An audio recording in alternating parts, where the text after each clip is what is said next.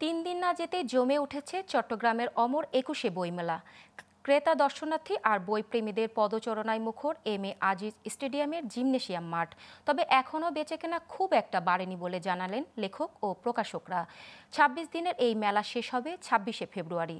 Chittagong city কর্পোরেশনের উদ্যোগে এই বইমেলায় অংশ নিচ্ছে স্থানীয় ও জাতীয় পর্যায়ের বিভিন্ন প্রকাশনী। চট্টগ্রাম থেকে মোহাম্মদ আলী রাশেদের তথ্য ও চিত্রে বিস্তারিত।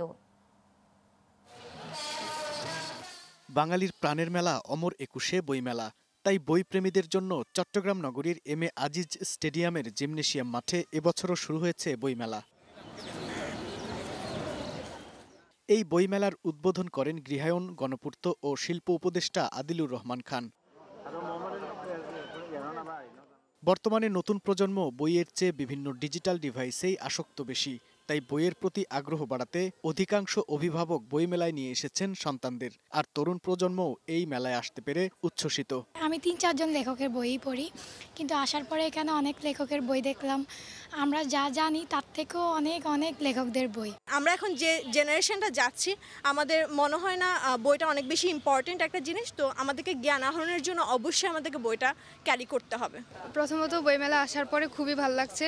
খুব সুন্দর সুন্দর স্টল দেওয়া হয়েছে, ইভেন খুব ভালো ভালো লেখকের নাম দেখতে পেরেছি। এবারের বইমেলায় শুরু থেকেই ক্রেতা দর্শনার্থী আর বইপ্রেমীদের পদচারণায় মুখর, কিন্তু সে তুলনায় বেচাকেনা কম বলে জানালেন লেখক ও প্রকাশকরা। আমার মনে হয় শিক্ষা সফরে না গিয়ে এই মাসটাতে অন্তত এই বইমেলা আসা দরকার। বই সম্পর্কে জানার জন্য, লেখককে চেনার জন্য। প্রত্যেকটা লেখকের নাম কিন্তু সবাই জানে না। তো এখন সবাই মোবাইল বা এগুলোর উপর পড়ে থাকে।